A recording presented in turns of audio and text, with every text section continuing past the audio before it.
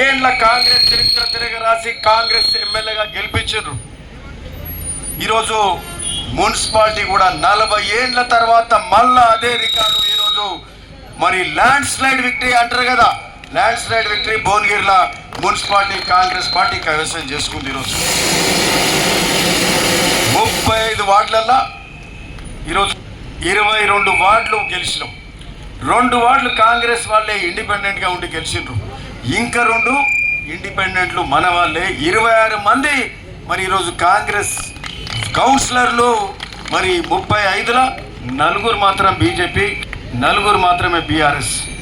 పోయినసారి 7 ఉండే బీఆర్ఎస్ 7కి వచ్చింది. ఇప్పుడు మనం ఆనాడు అధికారం కోల్పోయినాక కూడా టీఆర్ఎస్కు ధీటుగా 2020లో ధీటుగా వాళ్ళు 15 గెలిస్తే మనం 12 గెలిచినాం.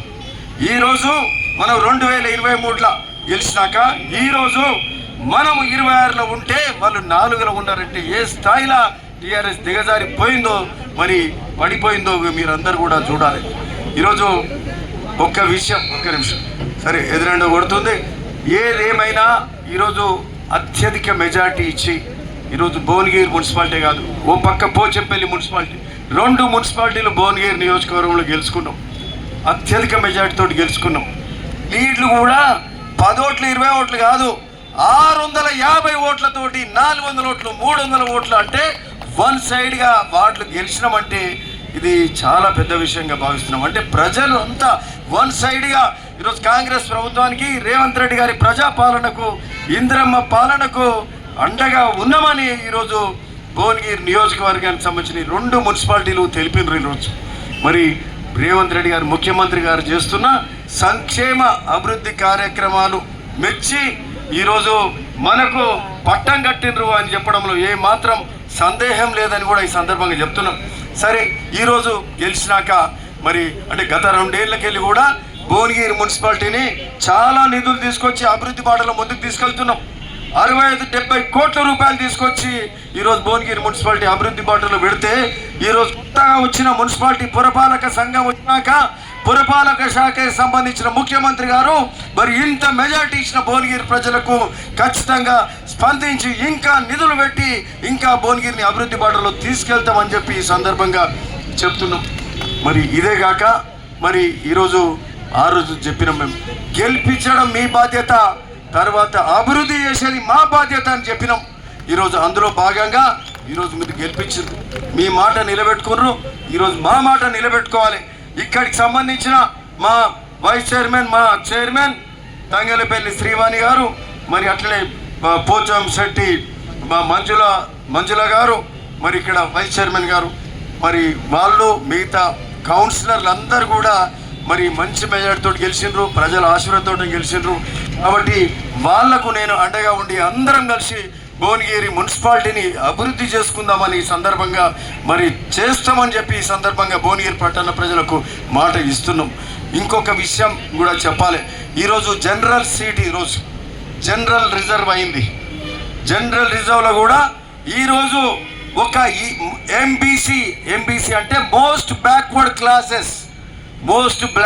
క్లాసెస్ విశ్వకర్మ సంబంధించిన మహిళను బహుశా భువనగిరి చరిత్రలో ఎప్పుడు చేయలే, ఈ ప్రాంతంలో ఉమ్మడి నల్గొండలో కూడా చేయకుండొచ్చు.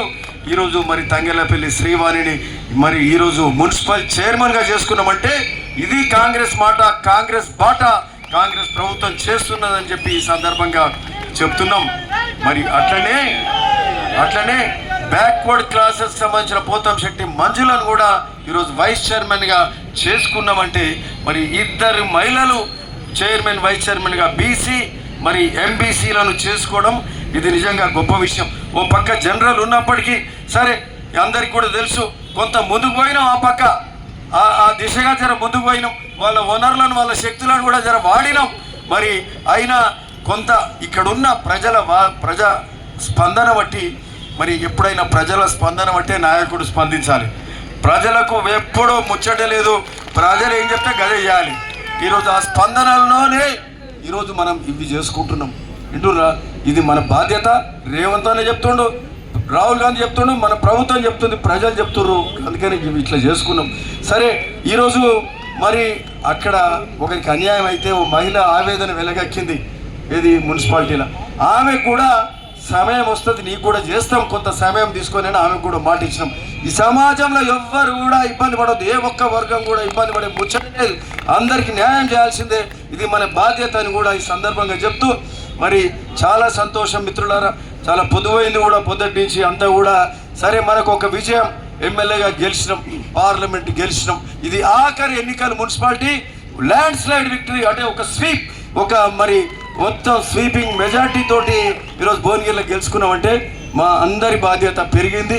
ఖచ్చితంగా ఇక్కడ మా ప్రమోద్ కుమార్ గారు ఉన్నారు, వారికి కూడా మంచి పదవి రావాలని ఆకాంక్షిస్తున్నాం.